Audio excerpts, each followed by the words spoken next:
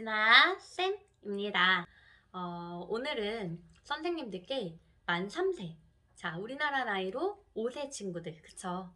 이 5세 연령의 친구들에 대한 스토리를 조금 들려드릴 거예요. 오늘도 진아쌤의 스토리로 한번 이어져 볼 텐데요. 선생님들께 도움이 됐으면 좋겠습니다. 첫 번째 팁은요, 선생님들이 영화반이랑 좀 이어져요. 아무래도 이 1학기 때는 영화에서 유아로 올라온 거잖아요? 네, 잘 생각해 보세요.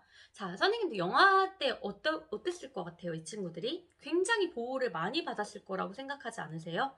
영화반에서 영화반 선생님들이 매일매일을 스킨십으로 안아주셨을 거고, 또 기저귀를 또 이제 배변 훈련을 통해서 기저귀를 떼고 올라왔을 거고, 그 다음에 항상 우리 사세반까지 보면은 한 반에 7명씩 또는 투다님이면 14명씩 있잖아요.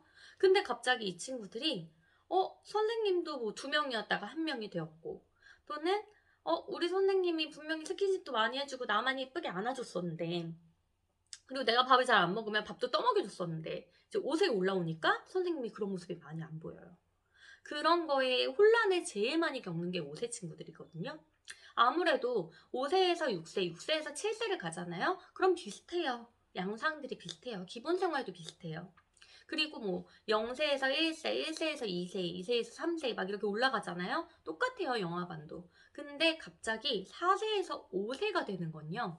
굉장히 큰 차이가 있어요. 특히 제일 많이 혼란을 겪는 게 이 시기 아이들이 굉장히 혼란을 겪는 게 선생님의 변화예요. 선생님에 대한 변화. 그래서 뭔가 옷에 올라오니까 또 안 하던 거 또 해요. 공부할 양도 조금 많아졌어요. 활동하는 양, 학습량 이런 것도 많아졌어요. 그리고 선생님이 분명히 5세 친구들 중에 그런 친구들 있을 거예요. 낮잠을 자는 원도 있고 낮잠을 재우지 않는 원도 있거든요. 5세가 되면. 근데 5세에서 한 1학기 때만 재우는 원도 있고요. 이건 원마다 달라요. 근데 또 이제 낮잠 이불만 펴주고 이제 5세 때는 아무래도 자립심을 키워줘야 되다 보니까 선생님들이 음악 틀어주고 자장자장만 해줘요. 근데 뭐 같이 이렇게 누워가지고 사세 선생님들 때처럼 해주진 않아요. 아가처럼. 아무래도 자립심을 키우려다 보니까 그런 것 같아요. 그래서 이런 부분에서 혼란스러움이 많을 거예요. 그래서 선생님들이 제일 먼저 하셔야 될 거는 첫째, 우리 5세 연령의 친구들한테 이 혼란스러움을 조금 안정시켜 주시는 거. 그게 제일 첫 번째 꿀팁이에요. 그래서 저 같은 경우는 이제 저만의 꿀팁은 아니지만 저는 그랬어요. 저는 1학기 때는 저도 5세 맡았을 때는 낮잠을 재웠었거든요. 그래서 1학기 때는 사실상 정말 영화 선생님들이랑 별반 차이 없게 했었거든요. 그걸 어떻게 알았냐면 저는 이제 선생님들도 아시겠지만 같이 일하시는 분들을 우리가 관찰할 일이 별로 없어요, 사실. 근데 관찰하셔야 돼요. 만약에 내년에 우리 반 아이들로 이렇게 올라오는 친구들 있잖아요. 그 친구들을 작년 선생님은 어떻게 가르치셨는지, 어떻게 보육을 하셨는지, 어떤 활동을 어떻게 가르치셨는지 선생님들이 그거는 관찰을 하셔야 돼요. 또는 관찰할 시간이 많이 주어지지 않는다면, 뭐 선생님들께서 이제 나중에 그 선생님들께 이 친구는 어때요? 이 친구는 이럴 때는 어떻게 지도를 하는 게 좋아요? 하고 선생님들이 물어보셔야 돼요. 그럼 그 선생님께서 피드백을 주시겠죠? 네. 그렇게 조금 선생님들께서 작년에 있던 선생님들하고 조금 호흡을 맞추셔야 되는 것도 있어요. 1학기 때는. 자, 두 번째 꿀팁은요. 주로 5세 친구들부터 그런 친구들이 많이 나타나요. 성적으로 굉장히 빠른 친구들. 자, 이게 무슨 뜻이냐면 만 3세 친구들 중에서 자위를 하는 친구들이 많이 보였었어요. 이거 되게 걱정이죠. 부모님도 걱정이고 선생님도 걱정이고 또 지금 혹시나 실습을 앞두고 있는 선생님이라면 진짜 그런 아이들이 있어? 그럴 때는 어떻게 해야 되지? 하잖아요. 그쵸? 이게 되게 어려운 거기도 하더라고요. 만 3세부터는 굉장히 이제 엄마랑 점점 슬슬 이제 거리를 두면서 이제 영아 때처럼 엄마들이 많이 안아주거나 들어 올려주거나 하지 않잖아요. 그러다 보니까 아무래도 선생님을 통해서 이런 보상 심리를 받고자 하는 아이들의 욕구가 굉장히 커져요. 그래서 만약에 이런 경우가 생긴다면 선생님들께서 뭐 바로 다그치지도 마시고 그냥 시선만 조금 행동만 자제시켜 주신 다음에 바로 학부모 상담으로 돌이켜 주시는 게 제일 깔끔한 해결인 것 같습니다. 그 다음에 이제 자위하는 친구들 같은 경우는 선생님들께서 중간중간 일상생활을 좀 경험하면서도 성교육을 많이 시켜주시는 게 좋아요. 그래서 너무 당황하지 마시라고. 너무 당황하지 마시고요.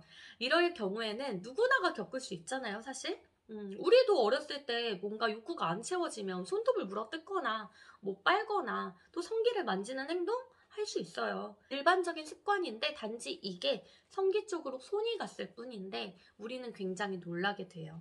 근데 이제 영아 때는 막 이렇게 신기하잖아요. 자기 이제 성기도 만져보고 쉬하다가도 친구 거랑 비교하게 되고, 근데 그때는 그냥 아무런 그런 감정이 안 생기지만 이제 만 3세 정도가 되면은 그런 감정들도 생기고 컨트롤하는 것도 생기고 그런 것들을 이제 선생님들이 눈에 많이 보일 텐데, 만 3세 이후부터는 너무 당황하지 마시고 이런 것도 선생님께서 전문적으로 조금 해결해 주시면 좋을 것 같습니다. 자, 그 다음 마지막으로요. 거짓말이 많이 늘어나는 시기이기도 해요. 거짓말 지도하는 거 정말 어렵죠. 그쵸? 사실 이 거짓말을 만 3세 때 굉장히 잘 잡아주면 만 4, 5세부터는 거짓말은 나쁜 거야. 거짓말은 하지 않는 게 좋아. 거짓말하면 엄마하고 아빠는 나 분명 혼낼 거야. 선생님도 안 좋아하실 거야. 이렇게 반응하는 친구들도 있고, 정말 긍정적인 정서로 조금 받은 친구들은요, 아니야, 거짓말해도 괜찮아. 근데 대신에 선한 거짓말이 있고, 좋은 거짓말이 있고, 안 좋은 거짓말이 있어. 그러니까 안 좋은 거짓말만 안 하면 돼. 이렇게 생각하는 친구들도 있어요. 저는, 초임 때부터죠. 초임 때부터 아이들한테 거짓말에 대한 교육을 할 때 이렇게 교육을 했어요. 첫 번째, 거짓말은 엄마 아빠를 속이는 거다. 이게 첫 번째.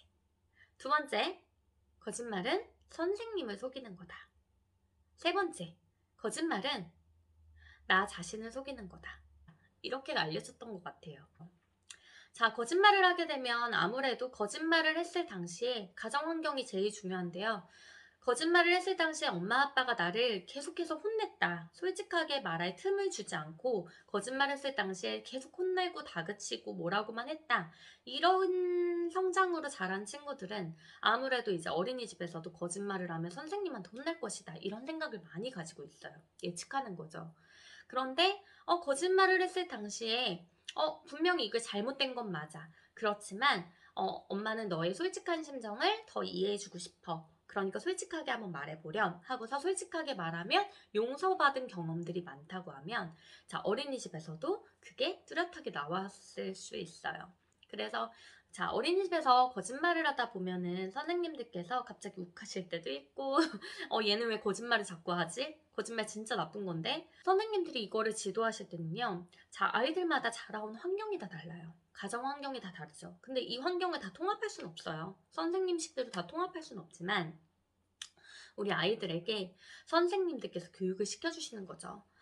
너가 과거에 이런 일들이 있어서 또 거짓말을 시작하게 됐고, 그 거짓말로 인해서 너 자신을 보호하게 되고, 그러다 보니까 집에서도 거짓말한 거를 계속 숨기게 되고 그런 일들이 있었을 거야, 분명히. 괜찮아. 그런 일들은 충분히 있을 수 있어. 라고 얘기하시면서 저는 저의 경험담을 조금 말해줬어요. 그래서 선생님도 그런 적 있는데 선생님도 우리 누구누구처럼 거짓말도 했다고, 아빠한테 회초리도 맞아봤다가 그 뒤로 계속 거짓말만 하면서 지냈었던 것 같아. 이렇게 얘기하잖아요. 그럼 아이들 입장에서는요, 선생님이? 우리 선생님도 그랬단 말이야? 그럼 선생님이랑 나랑 똑같은 거네? 하고서 정말 내 편을 얻었다는 그런 공감을 얻게 돼요. 저는 아이들이랑 이렇게 소통하는 걸 되게 좋아해요. 그래서 아이들한테 솔직하게 말했던 것 같아요. 그랬더니 아이들도 마음을 열고 예전에 거짓말했던 경험, 그런 것들을 선생님한테 오픈해서 다 보여줬어요. 그래서 지금 현재가 중요하잖아요. 그런데 지금 현재에 관해서 다시 시점으로 돌아와서 과거에는 너가 그렇게 해서 이렇게 됐지만 지금 계속해서 이런 거짓말을 많이 일삼게 되고 또 습관적으로 이용을 하게 되면 나중에 결국에 가장 많이 상처받는 것은 바로 나 자신이야. 이렇게 조금 잘 얘기를 해주었더니 아이들이 그때부터는 거짓말 습관이 조금씩 줄어들었어요. 그래서 저는 사실 제가 사용하는 방법은 저의 이야기를 많이 들려주거든요. 저의 과거 경험, 특히 저의 어린 시절 이야기를 많이 들려줘요. 그래서 선생님 또한 너희들과 같은 어린이였고 그 어린 시절을 통해서 너희와 같은 행동을 했어. 하지만 그 행동을 제일 먼저 앞서서 해본 사람으로서, 경험해본 사람으로서, 우리 누구누구는 나중에 조금 자라서 선생님 같이 좀 죄의식을 안 느꼈으면 좋겠다는, 자책감을 안 느꼈으면 좋겠다는 그런 뜻으로 항상 이야기를 합니다. 자, 선생님들, 이렇게 오늘 진아쌤과 함께 만 3세 친구들의 특징 조금 알아봤어요. 이거는 제가 느낀 감정들이고요. 제가 느낀 경험들이에요. 굉장히 폭이 좁아요. 만약에 만 3세 친구들의 특징 더 궁금해요. 또는, 진아쌤 이거 말고요. 다른 것도 좀 알려주세요. 하는 게 있으면 댓글 통해서 알려주시면 제가 또 영상 올려드리도록 할게요. 다음번에는 만 4세. 더 많이 기대해주세요. 구독, 좋아요 꼭 눌러주시고요. 진아쌤은 다음 주에 다시 한번 인사드릴게요. 안녕!